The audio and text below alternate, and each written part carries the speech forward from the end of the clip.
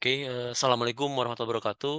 Eee, Selamat pagi, selamat siang rekan-rekan semuanya.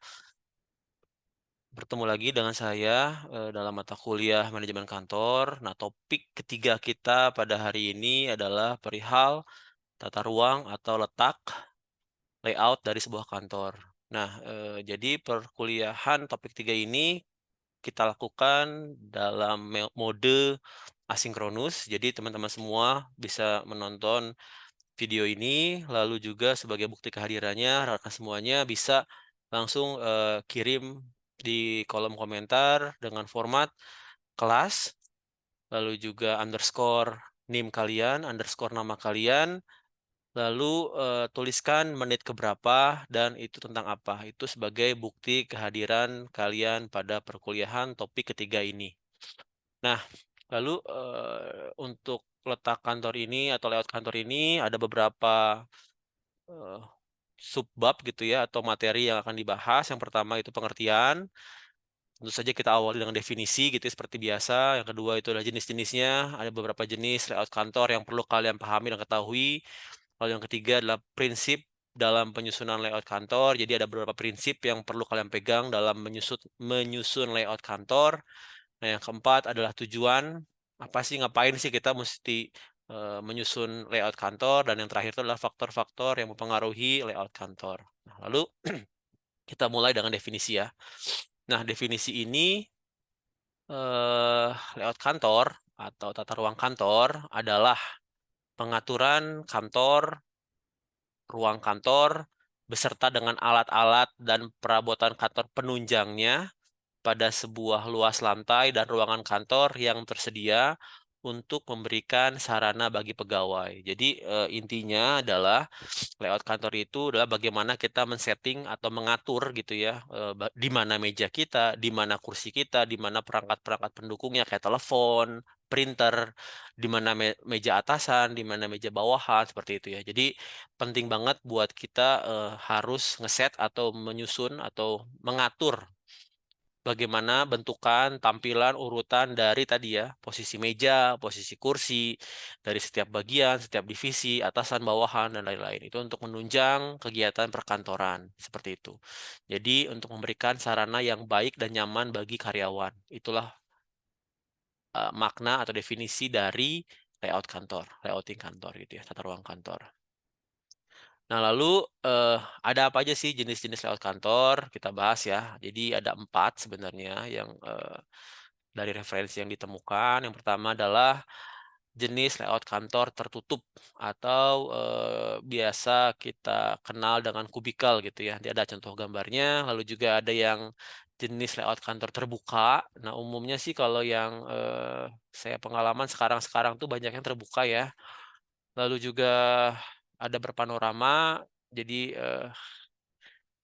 ada tampilan-tampilan atau ada nuansa panoramiknya gitu ya. Jadi kita bisa melihat entah itu ada hiasan di dinding, ada mural, ada, furniture tambahan, ada bunga dan lain-lain. Jadi ada tampilan-tampilan panoramik yang bisa kita nikmati gitu ya.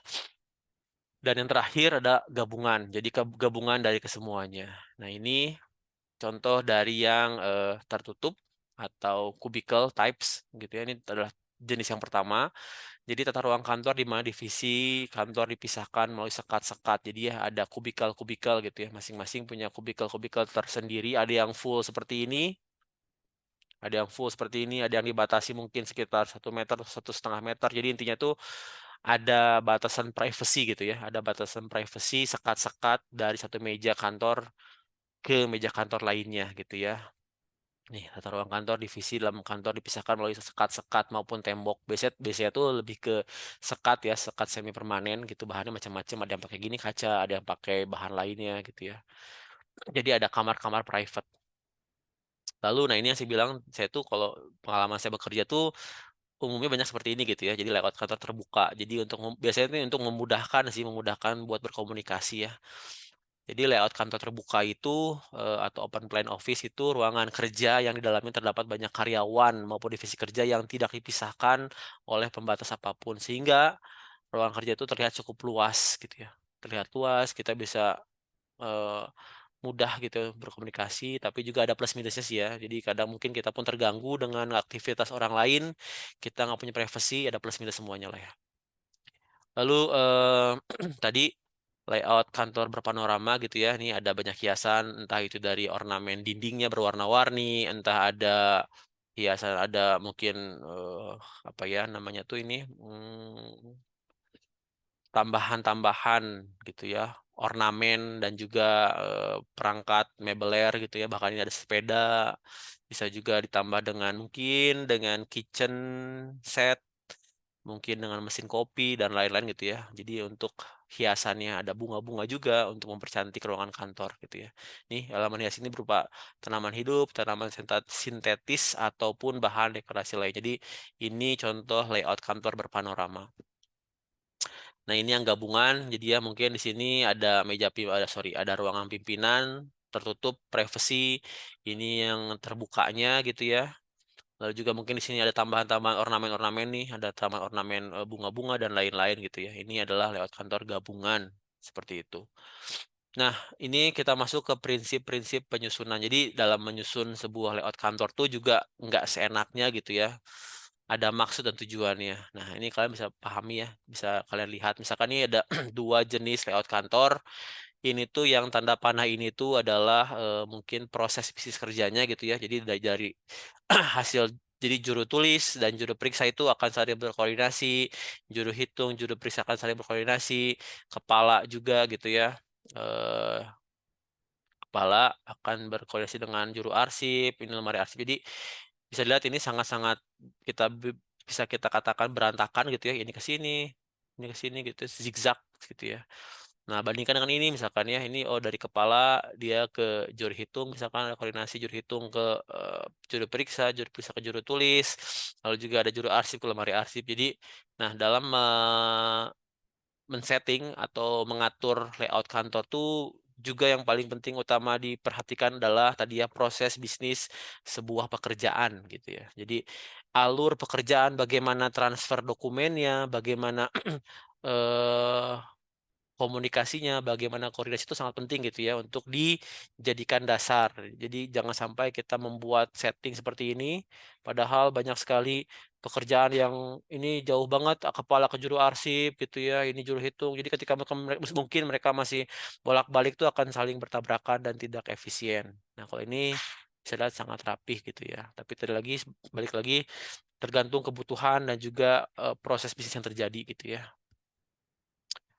Nah, lalu lanjut lagi, ini ada beberapa pedoman gitu ya atau prinsip dalam menyusun tata ruang kantor. Yang pertama, pekerjaan kantor dalam proses pelaksanaannya dapat menempuh jarak terpendek. Jadi misalkan contohnya nanti ilustrasi, nanti di ujung ada juga sih, misalkan bagian TU nih.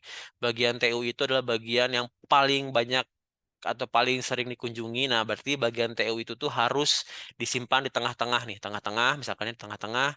Nah, di sini divisi humas, dikelilingi divisi pemasaran, SDM dan lain-lain itu mengelilingi divisi TU. Jadi masing-masing jarak antara divisi itu akan semakin pendek gitu ya.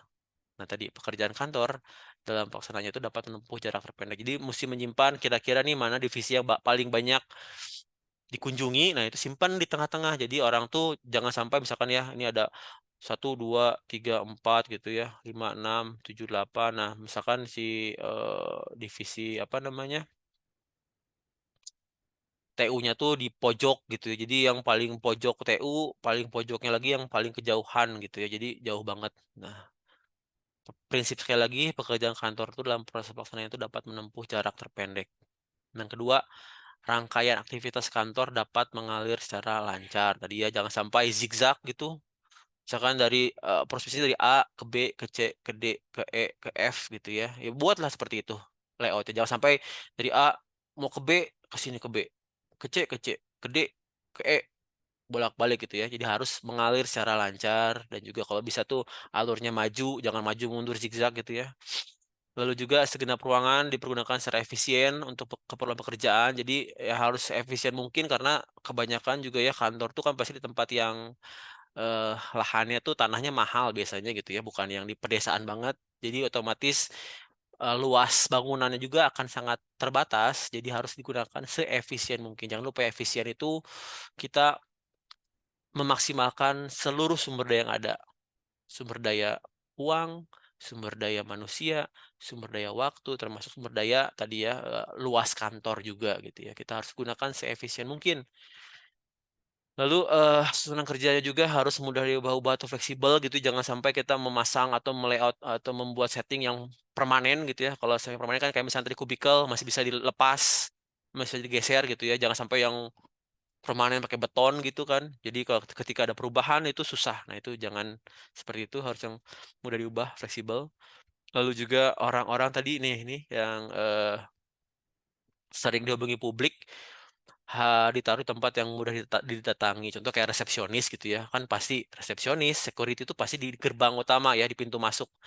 Entah itu di samping lift, entah itu di pintu masuk gedung gitu kan. Jadi orang-orang yang sering dihubungi atau dikunjungi oleh publik, kayak tadi ya, customer service atau front office atau security, disimpan disimpan ya, ditempatkan di tempat yang mudah didatangi atau dekat pintu ya.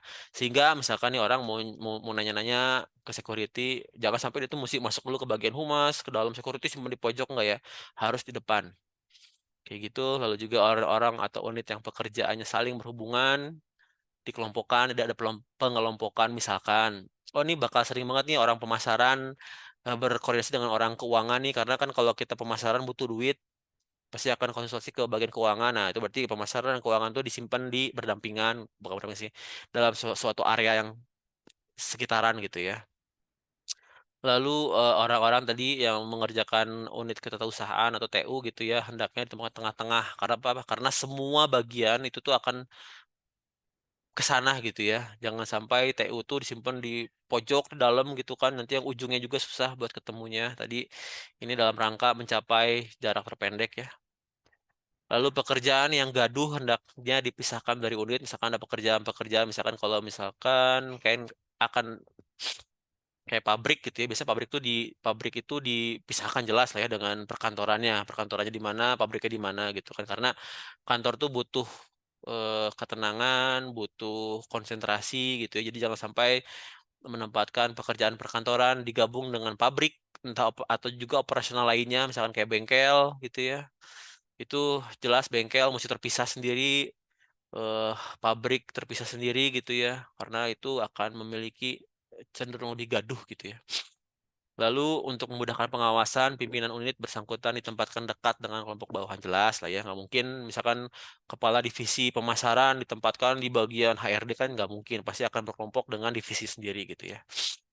Lalu tersedia, nah ini juga penting ya dalam membuat layout, juga penting untuk, men-setting, kayak gini ada lorong utama itu lebarnya sekitar ya ada minimal lebarnya 1,2 meter, lalu juga misalkan ada lorong-lorong tambahannya tuh 0,9 meter gitu ya. Lalu juga untuk lalu lintas jalan dan jarak itu minimal misalkan antara jalan dan jarak antar meja, jadi ada meja ke meja gitu ya, meja ke meja atau meja dinding, pokoknya ada jalan gitu, itu tuh minimal 0,6 sampai 0,9 meter gitu ya.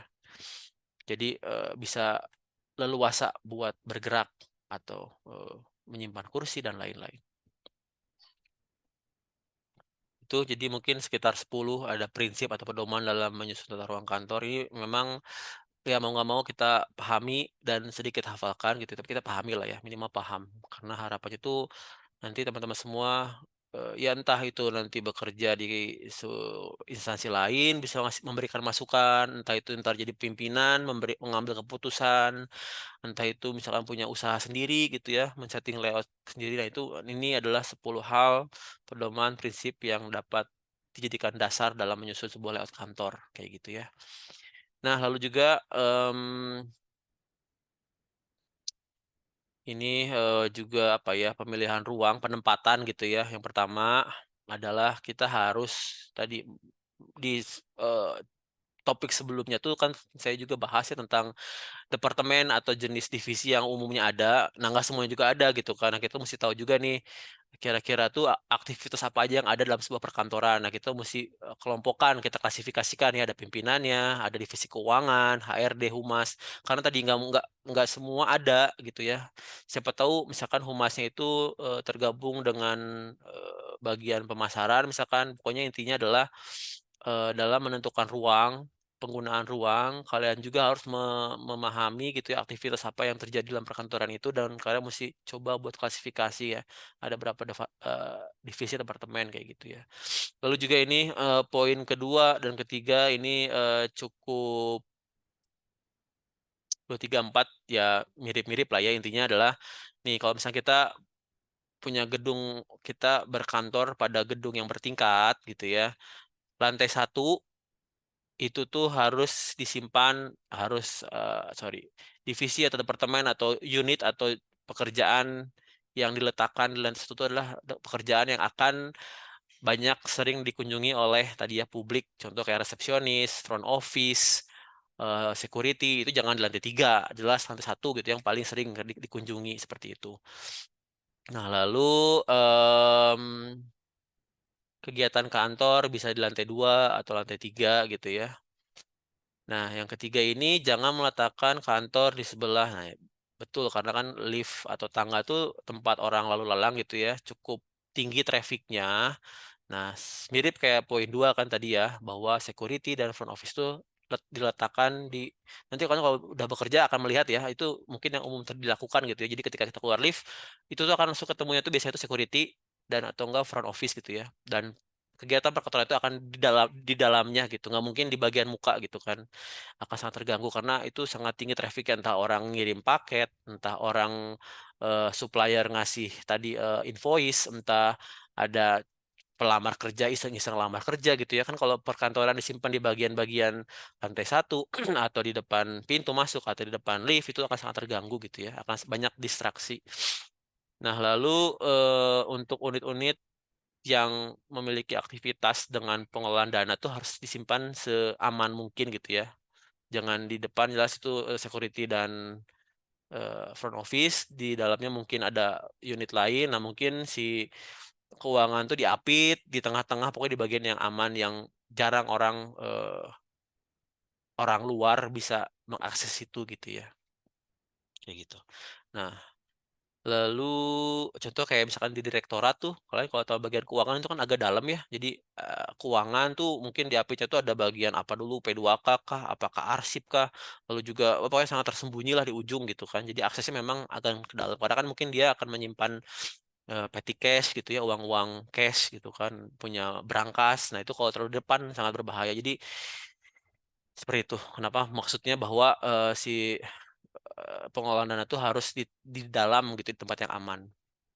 Lalu syarat umum suatu kantor ini memang mungkin masih yang agak zaman dulu ya, karena sekarang bisa dibilang ya karena ini memang layout kantor tuh memang di apa, ditujukan buat kantor-kantor yang masih memiliki kantor fisik secara utuh gitu ya. Kan kalau sekarang udah ada coworking space, ada yang dia tuh full online, kerjaannya remote, by macam-macam kan sekarang perkantoran tuh juga bisa dilakukan misalkan kayak pakai Google Docs bareng-bareng, bisa pakai Canva ngerjain bareng-bareng, dan banyak banget aplikasi-aplikasi yang memungkinkan kita tuh buat bekerja, secara bareng-bareng di sebuah platform gitu. Nah ini tuh sebenarnya lewat kantor tuh ini khusus buat yang memiliki kantor fisik ya. Jadi syarat umum yang pertama tuh yang ini yang primer ya, syarat umum ini primernya adalah jelas punya ruang kerja. Jangan sampai punya karyawan ternyata dia nggak punya ruang kerja, nggak punya meja, nggak punya kursi, itu kan nggak mungkin banget.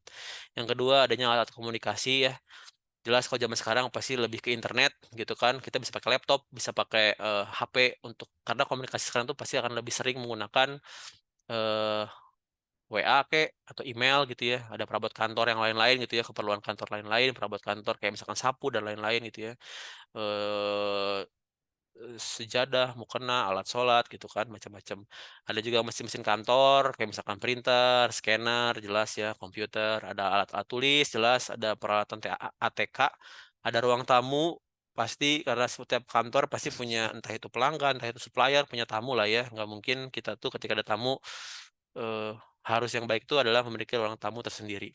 Lalu juga ada operational books kayak SOP, Juknis, Juklak itu penting juga gitu ya, karena tadi, ketika kita melakukan aktivitas perkantoran tuh pasti ada SOP-nya gitu ya, ada proses bisnisnya itu proses bisnis tersebut tuh mesti dituangkan pada SOP, pada Juklak-Juklis. Jadi ketika misalkan ada pergantian orang, atau ada orang yang baru gitu kan, itu tuh bisa dengan mudah, mmm melakukan pekerjaan tanpa terhambat. Ini mesti ngapain ya sekarang kemana ya gitu ya. Terkadang tuh itu luput juga gitu kan. Oke, lalu ini syarat utamanya ada 7 hal yang perlu ada gitu supaya sebuah kantor dapat dikatakan sebuah kantor gitu ya. Nah, lalu ini ada syarat pendukungnya, ada alat P3K, itu biasanya tuh kantor-kantor nih yang pengen punya sertifikasi ISO dan lain-lain itu akan melengkapi gitu ya, sekundernya punya peralatan P3K, penerangan juga harus cukup gitu ya, jangan kayak gua orang mau bekerja cahayanya sangat minim gitu kan, jangan ventilasi juga harus baik, suhu udara, keamanan gitu ya. Kebersihan, ada toilet, penunjang kan wajib. Lalu juga ada alat pengangkut, biasanya untuk warehouse atau di bagian bengkel ada alat pengangkut itu untuk mengangkat barang-barang berat. Eh, ada bacaan ringan di ruangan di ruang tamu ya, sorry, ruang tamu juga ada tempat mencuci tangan dan air minum gitu ya. Ini syarat-syarat pendukungnya gitu ya yang perlu ada. eh Lalu ini adalah beberapa alasan tadi ya kenapa si ruang kantor atau layout itu mesti fleksibel gitu ya. Karena adalah hal-hal ini. Adanya penataan ulang. Nah, penataan ulang itu ada banyak macam atau ada banyak alasannya gitu ya. Yang pertama adalah ini penambahan dan pengurangan karyawan gitu ya. Siapa tahu misalkan ada efisiensi atau misalkan dia dapat proyek besar nambah banyak karyawan. Nah, itu dengan penambahan dan pengurangan karyawan itu otomatis jelas akan mengubah layout kantor secara total gitu ya. Lalu juga yang kedua ada penambahan atau penggantian perabot kantor, misalkan kantornya misalkan di perpustakaan gitu ya. Awalnya kita banyak nih menggunakan buku fisik karena perkembangan zaman sekarang pakai banyaknya e-book, maka diganti gitu ya banyak yang fisik itu bisa dihilangkan, jadi ada perubahan dihilangkan tuh si lemari-lemari. Ada juga misalkan perubahan proses kerja gitu ya, itu juga sangat berpengaruh tadi karena memang proses kerja itu berpengaruh sekali terhadap alur kerja, jangan sampai zigzag, jangan sampai bolak-balik gitu ya, itu penting. Nah, makanya itu akan menjadi penyebab juga kenapa harus ditata ulang. Lalu juga ada penambahan atau pengurangan fungsi satuan, ada tadi ya ada peleburan divisi misalkan karena efisiensi, ada juga pemekaran misalkan divisi sales gitu ya. Awalnya sales marketing itu satu. Ternyata oh kita berkembang nih, kita mau menambah potensi pasar. Jadi ada banyak nih, ada subdivisi lagi, ada sales, ada marketing, ada business development. Nah, jadi tiga yang awalnya satu divisi jadi tiga gitu kan banyak. Nah, itu juga akan merubah layout. Nah, lalu juga nah ini untuk mungkin penyegaran juga ya ketika layout itu terlalu lama tidak berubah. Nah, itu penting juga untuk kita layouting. Kalau saya itu di kampus saya setiap setahun sekali gitu, saya akan bersihin meja gitu. Saya coba pindah-pindah gitu karena kadang itu juga menyebabkan kejenuhan juga gitu ya. Nah, layout ini mesti harus ditinjau itu sekitar 2 sampai 3 tahun sekali. Kayak gitu.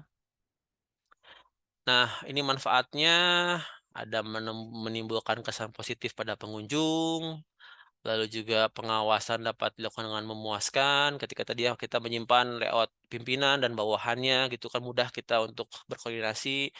Kesan positif pada pengunjung bisa kita menyiapkan ruang tamu yang baik, yang proper, misalkan dengan panoramik yang baik itu jadi bagus juga gitu ya. Pengunjung itu kan bisa potensial customer, bisa potensial mitra, bisa supplier dan lain-lain gitu ya, itu penting.